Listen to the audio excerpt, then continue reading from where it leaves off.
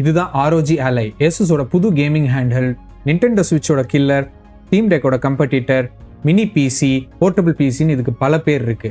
அப்படி என்னதான் இதுல இருக்கு அப்படின்றது இன்னைக்கு நம்ம பார்த்துருவோம். நீங்க பார்த்துட்டு இருக்கிற யோகி பைட்ஸ், நான் தான் உங்கள் யோகேஷ். இந்த டிவைஸ் உள்ள என்ன இருக்குன்னு பார்த்தோம்னா AMDயோட லேட்டஸ்ட் G1 எக்ஸ்ட்ரீம் ப்ராசஸர் இருக்கு. அதாவது அது ஆக்டா கோர் 8 கோர் அப்புறம் 16 த்ரெட்ஸ் இருக்கிற ப்ராசஸர். GPU பார்த்தோம்னா RDNa Graphics. RAM பார்த்தோம்னா அதில் வந்து 16 GB கொடுத்துருக்காங்க. அதே மாதிரி 512 GB NVMe SSD இதில் இருக்கு. டிவைஸில் பார்த்தோம்னா 7 inch IPS Full HD screen கொடுத்துருக்காங்க. இது 120 Hz ரிஃப்ரெஷ் ரேட்டு ப்ரீசிங்க் எனேபிள் பண்ணியிருக்காங்க, which means variable refresh rate இது சப்போர்ட் பண்ணும்.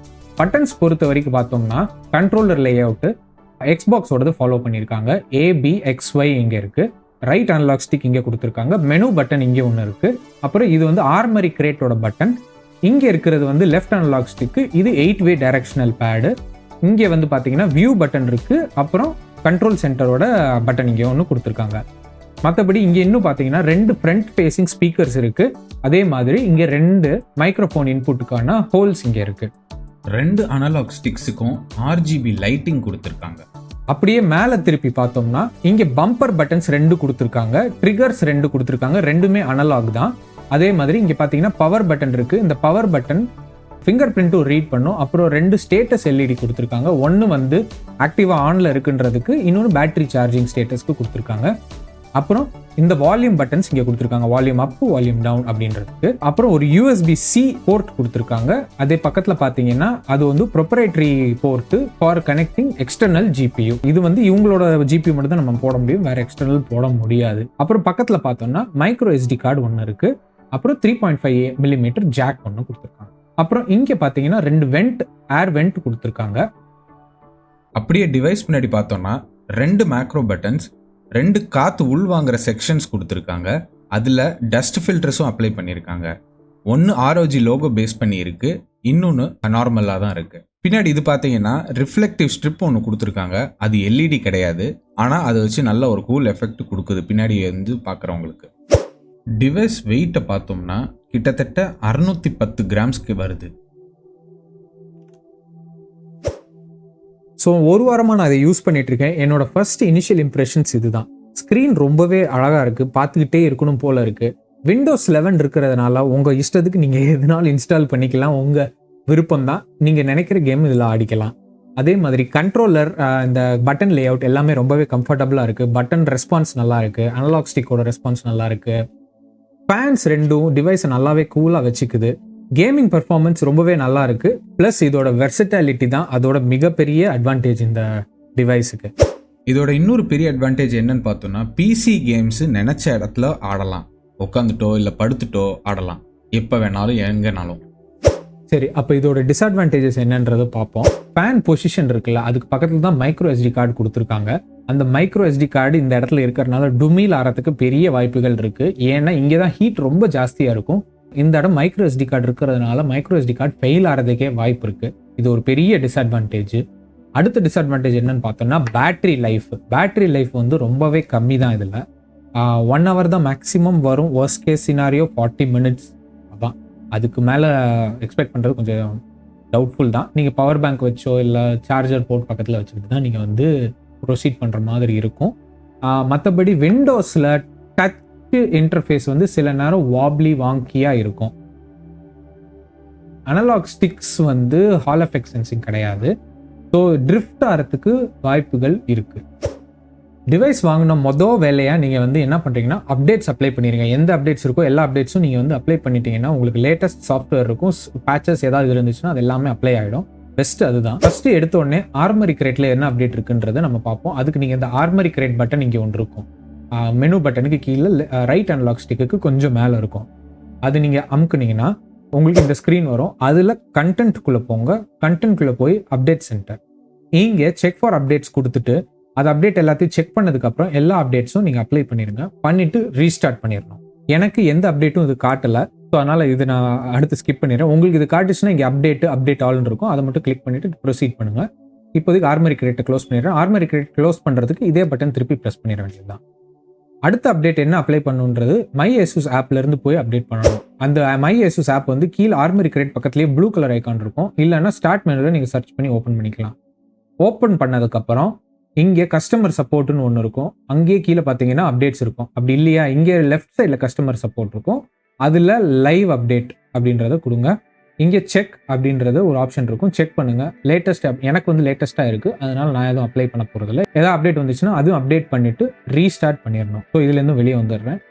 மூணாவது அப்டேட் வந்து விண்டோஸ் அப்டேட். அதுக்கு வந்து ஸ்டார்ட் மெனு போகிறோம். அதுக்கப்புறம் செட்டிங்ஸ் போகிறோம். செட்டிங்ஸில் விண்டோஸ் அப்டேட் அப்படின்னு இருக்கும்.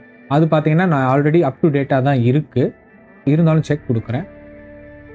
ஏதாவது அப்டேட் இருந்துச்சுன்னா அப்ளை பண்ணுங்கள். திருப்பி ரீஸ்டார்ட் பண்ணிடுங்க. எல்லா அப்டேட் முடிஞ்சதுக்கப்புறமும் ரீஸ்டார்ட் பண்ணுறது பெஸ்ட்டு. எனக்கு இங்கே பார்த்தீங்கன்னா ஆல்ரெடி ஒரு ஆன்டிவைரஸ் அப்டேட் வந்திருக்கு. அது அப்படியே இன்ஸ்டால் ஆகட்டும். இன்ஸ்டால் பண்ணிட்டீங்கன்னா லேட்டஸ்ட் அப் டு டேட் இருக்குது. ஆன்டிவைரஸ்க்கு ரீஸ்டார்ட் பண்ண தேவையில்லை. க்ளோஸ் பண்ணிடலாம்.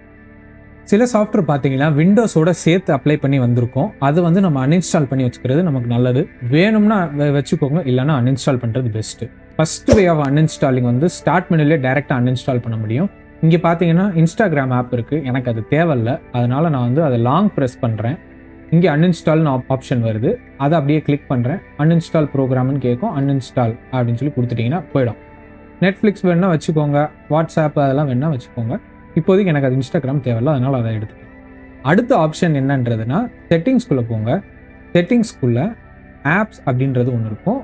ஆப்ஸ்குள்ளே இன்ஸ்டால்டு ஆப்ஸ் உள்ளே போனதுக்கப்புறம் இங்கே சர்ச் பண்ண வேண்டியது தான் எந்த ஆப் வேணான்றது. மொதல் வேலையாக நான் மைக்ரோசாஃப்ட் டீம்ஸை வந்து அன்இன்ஸ்டால் பண்ண போகிறேன். ஏன்னா நான் வந்து இதில் உட்காந்து சேட் பண்ணிட்டு இருக்க போகிறதுல உங்களுக்கு கேமிங் தான். ஸோ அதனால் அது தேவையில்லை. ஸோ இங்கே போய் மைக்ரோசாஃப்ட் டீமில் இந்த 3 புள்ளியை கிளிக் பண்ணி அன்இன்ஸ்டால் தட்டிடுங்க. திருப்பி அன்இன்ஸ்டாலான்னு கேட்கும். அன்இன்ஸ்டால் ஆயிடுச்சு. ஸோ இந்த மாதிரி வேறு ஏதாவது தேவையில்லாத ஆப் இருந்துச்சுன்னா அதை அன்இன்ஸ்டால் பண்ணிடுங்க. சில நேரம் ஆஃபீஸ் இன்ஸ்டால் ஆகி வந்திருக்கும். அதெல்லாம் எடுத்து விட்டுடலாம். தேவையே இல்லை. அப்புறம் எந்தெந்த சாஃப்ட்வேர்லாம் உங்களுக்கு தேவைப்படுமோ அது எல்லாத்தையும் நம்ம பார்க்க போகிறோம். நீங்கள் ஆர்மரி கிரேட்டுக்குள்ளே போங்க. அதில் கண்டென்ட் போய் கேம் பிளாட்ஃபார்ம்ஸ் அப்படின்னு இருக்கும். அதில் இதெல்லாம் எந்தெந்த பிளாட்ஃபார்ம்ஸ் உங்களுக்கு தேவையோ அது மொதல் வேலையாக இன்ஸ்டால் பண்ணி வச்சுக்கோங்க. இதுதான் நான் கொடுக்க வேண்டிய சஜஷன்ஸு. வேறு சாஃப்ட்வேர் ஏதாவது இருந்துச்சுன்னா அதுவும் நீங்கள் வந்து இன்ஸ்டால் பண்ணி வச்சுக்க வேண்டியது தான். மற்றபடி வேறு எந்த பெரிய சாஃப்ட்வேர்ஸோ ஏதோ என்னை பொறுத்த வரைக்கும் இப்போதைக்கு இதில் தேவைப்படலை. ஸோ அதனால் மற்ற சாஃப்ட்வேர்ஸ் நான் ஸ்கிப் பண்ண போகிறேன். அடுத்த செட்டப் என்னன்னு பார்க்க போகிறோன்னா ஆர்மரி கிரேட்டோட செட்டப்பு. ஆர்மரி கிரேட்டுக்கு ஃபஸ்ட்டு ஆர்மரி கிரேட் ஓப்பன் பண்ணுங்கள். இந்த பட்டன் ப்ரெஸ் பண்ணி ஆர்மரி கிரேட் வந்ததுக்கப்புறம் செட்டிங்ஸ்குள்ளே போங்க. மொதல் கேம் லைப்ரரி வேறு ஏதாவது இருக்கும். செட்டிங்ஸ்குள்ளே போங்க. அங்கே போய் இந்த ரைட் ஹேண்ட் சைடில் கமாண்ட் சென்டர்னு இருக்கும். அதில் உங்களுக்கு எந்தெந்த பட்டன்ஸ் தேவையோ அது எல்லாமே நீங்கள் வந்து இங்கே போட்டு வச்சுக்கிறது பெஸ்ட்டு. நான் பார்த்தீங்கன்னா இங்கே operation mode, control mode, game profiles, keyboard இதெல்லாம் போட்டு வச்சுருக்கேன். எதெல்லாம் எனக்கு தேவைப்படுதோ அது எல்லாத்தையும் போட்டு வச்சுருக்கேன். இப்போ உங்களுக்கு எதாவது தேவையில்லை அப்படின்ற போது இந்த RIS எனக்கு தேவையில்லை அப்படின்றதுனா கிராஸ் பட்டன் போட்டிங்கன்னா போயிடும். அதுக்கப்புறம் அங்கேருந்து கிளிக் ஆட் பண்ணிவிட்டு கேம் லைப்ரரி அப்படின்னு போட்டிங்கன்னா அது அங்கே ஆட் ஆகிக்கும். இப்போ சப்போஸ் மாற்றணும் அப்படின்னு நினச்சிங்கன்னா இப்போ வந்து RSR அப்படின்னு சொல்லி போட்டுறேன். அங்கே மாறிடும். கமாண்ட் சென்டருக்கு இதுதான். அடுத்தது என்ன பண்ணுறீங்கன்னா லைட்டிங்குள்ளே போய் செட்டிங்ஸ்குள்ளே போய் லாஸ்ட்டாக ஸ்க்ரோல் பண்ணிங்கன்னா ஸ்லீப்னு ஒரு ஆப்ஷன் இருக்கும். அதை ஆஃபில் வச்சுக்கோங்க. ஏன்னா டிவைஸ் ஸ்லீப்பில் போகும்போது இந்த 2 LED வந்து ஒரு மாதிரி பிளிங்க் ஆகும், ஸ்ட்ரோப் ஆகும். இப்படி இப்படின்றது தூங்குற நேரத்தில் இது வந்து டிஸ்டர்பன்ஸாக இருக்கிறதுக்கு வாய்ப்பு இருக்குது. ஸோ அதனால் அதை பார்த்துக்கோங்க. வேணும்னா ஆன் பண்ணி வச்சுக்கலாம். Not an issue. Next operating mode. Operating மோடில் ஃபஸ்ட்டு எடுத்தோடனே நான் வந்து GPU செட்டிங்ஸில் போய் இங்கே மெமரி அசைன் டு GPU வந்து 4 GBன்னு மார்க் ஆகிருக்கு. இதை வந்து ஆட்டோ அப்படின்னு சொல்லிட்டு நான் அப்ளை பண்ணிவிட்டு டிவைஸை ரீஸ்டார்ட் பண்ணிடுவேன். இது ஏன் பண்ணுறேன்னா சில கேம்ஸ் வந்து ஷேடர் வந்து கேஷ் பண்ணோம். அது எப்போ பண்ணுன்றதுன்னா மெமரி வந்து கம்மியாக இருக்க போது தான், GPU மெமரி கம்மியாக இருக்க போது அந்த ஷேடர் கேஷிங்கே ட்ரிகர் ஆகும். இல்லைனா உங்களுக்கு என்ன மெமரி இருக்குன்னு சொல்லி அது ஸ்கிப்பே பண்ணிடும். அதனால தான் அது போட்டிருக்கேன். இல்லை உங்களுக்கு அது தேவையில்லை அப்படின்னா நீங்கள் வந்து அது எவ்வளோ GB ரேம் வந்து டெடிகேட் பண்ணணுமோ GPUக்கு அது நீங்கள் அப்படியே டேரெக்டாக டெடிகேட் பண்ணிக்கலாம்.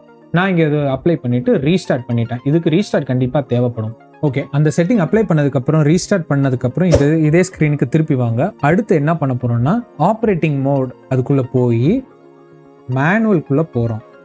இங்கே பார்த்தீங்கன்னா ஒரு வார்னிங் கொடுக்கும். நீங்கள் மேனுவல் செட்டிங்ஸ் வந்து அப்ளை பண்ணாதான் எஃபெக்ட் ஆகும் அப்படின்னு. ஓகே கொடுத்துருங்க. அடுத்து இங்கே 3 புள்ளி இருக்கிறத கிளிக் பண்ணிவிட்டு கிரியேட் நியூ கொடுங்க. கிரியேட் நியூ கொடுத்ததுக்கப்புறம் இங்கே மேனுவல் மோட் அப்படின்னு இருக்கும். அது வந்து இங்கே கொடுத்துட்டு ரீநேம் நீங்கள் பண்ணுறதுனா பண்ணிக்கோங்க. இது அப்படியே இப்போதைக்கு நான் வச்சுக்க போகிறேன். இந்த SPL வந்து 18 வாட்ஸ் வச்சுக்கோங்க. SPPT 22 வாட்ஸ் வச்சுக்கோங்க. FPPTயில் 25 வாட்ஸ் வச்சுக்கோங்க. இது என்ன பண்ணுன்னா உங்கள் டிவைஸ் எவ்வளோ வாட்டேஜ் வரைக்கும் போகும், மேக்ஸிமம் எவ்வளோ யூஸ் பண்ணலாம் அப்படின்றது தான் குறிக்கும். ஃபர்ஸ்ட் ஒன்று வந்து நார்மல் எவ்வளோ வாட்ஸ் போகணும் அப்படின்றது, செகண்ட் ஒன்று வந்து 2 மினிட்ஸ்க்குள்ளே எவ்வளோ நேரம் எவ்வளோ வாட்ஸ் வரைக்கும் போகணும் அப்படின்றது, லாஸ்ட் வந்து 10 மினிட்ஸ் வரைக்கும் எவ்வளோ வாட்ஸ் மேக்ஸிமம் போகலாம் அப்படின்றது கான்செப்ட். அதுக்கடுத்து ஃபேன் கர்வ் போனீங்கன்னா 2 ஃபேன் கர்வ் இருக்கும். இங்கே கீழே இன்னும் ஸ்க்ரோல் பண்ணிங்கன்னா அதில் வந்து 3 கிளிக் பண்ணிக்கோங்க. இங்கேயுமே 3 கிளிக் பண்ணிக்கோங்க. ஏன்னா டிவைஸ் சூடாச்சுன்னா கூல் பண்ணுறதுக்கு பெஸ்ட் ஆப்ஷன் இதுதான். இங்கே இப்போ எப்படி கான்ஃபிகர் பண்ணலான்னா, இந்த ஏதாவது ஒரு பாயிண்ட் எடுத்துக்கோங்க. இங்கே போச்சு பார்த்தீங்களா, அதே மாதிரி டிபேடில் பண்ணுறது உங்களுக்கு ஈஸியாக இருக்கும். இப்போ 70க்கு பார்த்தீங்கன்னா 75% போயிருச்சு. இப்போ நான் 80க்கு வந்து கான்ஃபிகர் பண்ணால் அதை செலக்ட் பண்ணி ப்ரெஸ் பண்ணி அப்பு பண்ணேன்னா மேலே போகும். 90 டிகிரி போச்சுன்னா 100%, 80 டிகிரி போச்சுன்னா 90% அப்படின்றத நான் இங்கே செட் பண்ணி வச்சுக்கிறேன். இதே மாதிரி கீழேயும் பண்ணி வச்சுக்கலாம். உங்களுக்கு என்ன ப்ரிஃபரன்ஸோ அதுக்கேற்ற மாதிரி நீங்கள் போட்டு வச்சுக்கோங்க. அதே மாதிரி இந்த வாட்ஸும் உங்கள் ப்ரிஃபரன்ஸுக்கு என்ன வேணுமோ அது போட்டு வச்சுக்கோங்க. போட்டுட்டு இந்த டிக் அப்ளை பண்ணாதான் அப்ளை ஆகும். இங்கே வார்னிங்கும் கொடுக்கும். நீங்கள் ஏதாவது தப்பு பண்ணிட்டீங்கன்னா அதுக்கு என்ன பண்ணணும் அப்படின்றது ரிகவரி ஸ்டெப் இங்கே கொடுத்துருக்காங்க. அதனால தான் ஸோ இங்கே எஸ் நான் கொடுத்துட்டு நான் போகிறேன். ஃபைனல் செட்டிங் ஆர்மரி கிரேட்டில் என்ன பண்ண போகிறோம்னா, கேம் லைப்ரரி போய் இந்த சார்ட் பையை நம்ம வந்து பிளாட்ஃபார்ம் அப்படின்னு மாற்ற போகிறோம். இது என்னென்ன ஒரே பிரச்சனை, இது ரீஸ்டார்ட் ஆச்சுன்னா இது வந்து திருப்பி ரீசெட் ஆகிடும், ரீசென்ட்லி பிளேடுக்கே போயிடும். ஒரு வாட்டி நீங்கள் பண்ணும்போது பிளாட்ஃபார்ம் கொடுத்துக்கிட்டே இருக்க வேண்டியது இருக்கும். பிளாட்ஃபார்ம் பண்ணிங்கன்னா உங்களுக்கு நீங்கள் ஸ்டீமில் என்ன கேம் வச்சுருக்கீங்க, எக்ஸ்பாக்ஸில் என்ன கேம் வச்சுருக்கீங்கன்னு ஒரு செக்ரிகேஷன் பண்ணும். இது கம்ஃபர்ட்டுக்கு தான், உங்கள் இஷ்டம். கேமில் வந்து இப்போ நம்ம செட் பண்ண அந்த பவர் மோடை வந்து கேமில் செட் பண்ண போகிறோம். அதாவது கேம் லான்ச் ஆச்சுன்னா ஆட்டோமேட்டிக்காக அந்த பவர் மோடுக்கு போகிற மாதிரி. ஸோ இப்போ ஏதாவது ஒரு கேமுக்குள்ளே போய் எக்ஸ் தட்டினீங்கன்னா கான்ஃபிகரேஷனுக்குள்ளே போகணும். இங்கே பார்த்தீங்கன்னா operating mode AC, operating mode டிசின்னு இருக்கும். ஏசினா நீங்கள் பவர் போட்டுட்டு நீங்கள் வந்து அங்கே போய் செட்டிங் பண்ணிங்கன்னா அது எல்லாமே ஏசியில் தான் போய் சேவ் ஆகும், டிசியில் வராது. ஸோ இப்போ நான் ஏசியில் செட் பண்ணதுனால இப்போ வந்து அதுக்குள்ளே போய் நான் இங்கே ஏற்கனவே ஆல்ரெடி நிறைய செட்டிங்ஸ் போட்டு வச்சுருக்கேன். ஸோ இப்போ ஏசியில் போச்சுன்னா நான் டிடிபி 20 வாட்ஸுக்கு நான் ரன் பண்ணுற மாதிரி போட்டிருக்கேன். அதே மாதிரி டிசிக்கும் நான் கான்ஃபிகர் பண்ணியிருக்கேன் 18 வாட்ஸ் போகிற மாதிரி. டிசி அதாவது பேட்டரியில் ஓடிச்சுன்னா 18 வாட்ஸ் போகணும் அப்படின்ற மாதிரி. அதே மாதிரி விஷுவல் உங்களுக்கு வந்து வேறு ஏதாவது அப்ளை பண்ணணும் அப்படின்னா இதில் போய் இங்கே அப்ளை பண்ணிக்க வேண்டியது தான். அதே மாதிரி இந்த எல்இடி கண்ட்ரோலும் இங்கேயே நம்ம பண்ணிக்கலாம். ஸ்டாட்டிக், ப்ரீத்திங் எதுனாலும் போட்டு செட் பண்ணி வச்சுக்கலாம். ஸோ இதுதான் ஆர்மரி கிரேட்டோட இனிஷியல் செட்டப்பு. உங்களுக்கு டக்குன்னு வந்து யூஸ் பண்ணுறதுக்கு இதெல்லாம் நீங்கள் பண்ணிட்டீங்கன்னா உங்களுக்கு ரொம்ப யூஸ்ஃபுல்லாக இருக்கும். இதிலேருந்து நீங்கள் வந்து மேலே on top of whatever I set நீங்கள் அதை மேலே அப்படியே போட்டுக்கிட்டு நீங்கள் வந்து ப்ரொசீட் பண்ணிக்க வேண்டியது தான். இதோட ஃபைனல் தாட்ஸ் என்ன அப்படின்னு பார்த்தீங்கன்னா, நிண்டெண்டோ ஸ்விட்சோ இல்லை ஸ்டீம் டெக்கோ நீங்கள் பார்த்தீங்கன்னா அது வந்து இந்தியாவில் அஃபிஷியலாக லான்ச் ஆகாதனால அதுக்கு அஃபிஷியல் சப்போர்ட் கிடையாது இந்தியாவில். ஆனால் இது அஃபிஷியலாக லான்ச் பண்ணியிருக்காங்க இந்தியாவில். நீங்கள் ஃப்ளிப்கார்ட்லேயோ இல்லை அவங்களோட அஃபிஷியல் வெப்சைட்லேயே நீங்கள் டேரெக்டாக போய் பர்ச்சேஸ் பண்ணிக்கலாம். உங்களுக்கு சப்போர்ட் இதுக்கு கண்டிப்பாக உண்டு, வாரண்டியும் உண்டு. இது ஒர்த்திட்டா அப்படின்னு சொல்லி நீங்கள் கேட்டிங்கன்னா அது டிபெண்ட்ஸ்ன்னு தான் நான் சொல்லுவேன். உங்களோட யூஸ் கேஸை பொறுத்து தான் இது மாறும். சப்போஸ் இப்போ வந்து நீங்கள் வெறும் கேமிங் டிவைஸ் ஒன்று பார்த்துட்டு இருக்கீங்க, போர்ட்டபிளாக வேணும் அப்படின்றா இந்த ப்ரைஸ் ரேஞ்சில் உங்களுக்கு இதுதான் பெஸ்ட் ஆப்ஷன். நீங்கள் அதை டேரெக்டாக கண்ணை மூடிட்டு நீங்கள் யோசிக்காமல் வாங்கிடலாம். ஆனால் நீங்கள் வந்து ப்ரொடக்டிவிட்டியை பற்றி யோசிக்கிறீங்க அப்படின்னா நீங்கள் இதுக்கு வந்து தனியாக எக்ஸ்டர்னல் டிஸ்பிளே போட வேண்டியது வரும், கீபோர்ட் மவுஸ் அட்டாச் பண்ண வேண்டியது வரும். அதுக்கப்புறம் அதை கனெக்ட் பண்ணுறதுக்கு ஒரு யூஎஸ்பி டாக் தேவைப்படுது. ஸோ அதெல்லாமே நீங்கள் கன்சிடர் பண்ணிங்கன்னா அதுக்கு ஒரு லேப்டாப் ஒரு பெட்டர் ஆல்டர்னேட்டிவ் அப்படின்றத நான் சொல்வேன். ஆனால் இது அதுக்குன்ட்டு இது லேப்டாப் அளவுக்கு பெர்ஃபார்ம் பண்ணாது அப்படின்னு சொல்லலை, இது பண்ணும். பட் ஆனால் சின்ன ஸ்க்ரீன்றதுனால கொஞ்சம் ப்ரொடக்டிவிட்டிக்கு வந்து உங்களுக்கு வந்து ஹிண்ட்ரன்ஸாக இருக்கும். ஓவராலாக பார்த்தா இந்த டிவைஸ் நான் ஒர்த்துட்டுன்னு சொல்லுவேன். ஏன்னா இது என்னோட யூஸ் கேஸுக்கு இது நல்லா ஹெல்ப் பண்ணுது. ஸோ என்னோட ஒப்பீனியன் இதுதான். உங்களோட ஒப்பீனியன் வேறு ஏதாவது இருந்துச்சுன்னா கமெண்ட்டில் போடுங்க. இந்த வீடியோ உங்களுக்கு பிடிச்சிருந்துச்சுன்னா லைக் போடுங்க, பிடிக்கலையா லைக் போடுங்க. மறக்காமல் சப்ஸ்கிரைப் பண்ணுங்கள், உங்கள் ஃப்ரெண்ட்ஸ் அண்ட் ஃபேமிலிக்கு ஷேர் பண்ணுங்கள். Until then, bye.